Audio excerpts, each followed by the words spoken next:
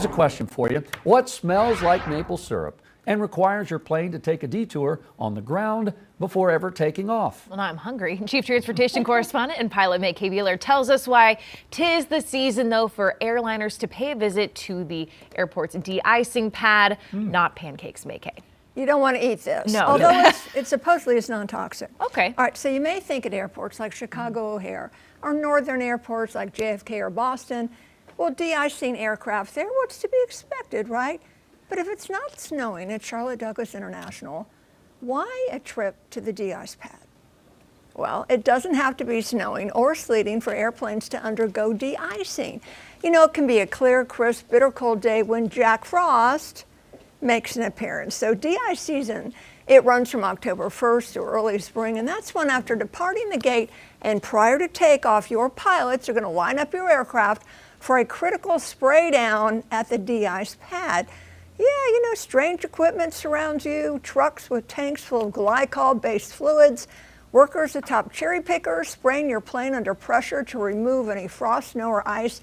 So these wintry contaminants, well, they can interfere with the aircraft's ability to generate lift, disrupting airflow over the wings and control surfaces. Not a good thing. It can inhibit the plane from gaining sufficient lift to take off and climb safely. And yeah, there have been several deadly airline crashes over the years due to frost or snow on the aircraft. So once those glycol-based fluids, Yes. May K, have been applied, so what keeps it from accumulating more snow and ice over time? Okay, holdover time. So it's all about timing, and we call them holdover times. Got to get your watch out and your calculator. The plane is de-iced first to remove any buildup. Typically, type 1 fluid is used. It's orange in color, heated to 140 degrees Fahrenheit, sprayed to remove ice and snow. Then, Jason, the anti-ice fluid is applied. Now, this is well below the freezing point, 32 degrees, and it's going to prevent any new accumulation from sticking.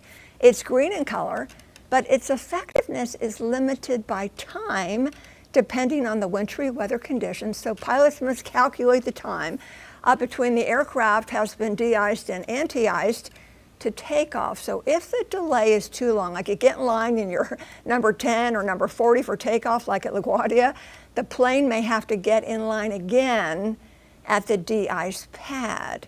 Now, after takeoff, what keeps the plane clear of it? Well, aircraft systems have their own engine anti-ice systems, heated surfaces to keep the wing tail and control surfaces free of ice buildup. I did always wonder about that. Yes. Living in the Midwest, you get used to the de-icing, right? Sure, So yeah. why does it smell like maple syrup, though? And you're hungry, are you really? Yeah, I good am. question. It's been a while since I had It's a- breakfast. I'm hungry too. It's a sweet scent from the glycol. So part of that alcohol. So pilots typically will turn off the ventilation system in the cabin so we don't smell it. But sometimes the smell does seep in and you might smell something sweet and Annie gets hungry. It's non-toxic, though. It's not toxic. That's true. That's what they It doesn't said. That's mean good. don't drink it or try to eat Ooh, it. But yeah, no, let's no. not. Let's not. Okay, so once it's been applied, I mean, is it 100% ice proof from there on? The only conditions you cannot fly in are freezing rain. It is not effective in freezing rain. So typically they'll close the airport, they'll ground all aircraft. Wow. Because that happens and accumulates so quickly that de-icing doesn't help with that. So de-ice first, then anti-ice, and then holdover time. Check the watch, and got to take off quickly. And that's where the math comes in, and where all of us, except for May K and Ted, don't really do math, right? So you've obviously gone through de-icing many, many times.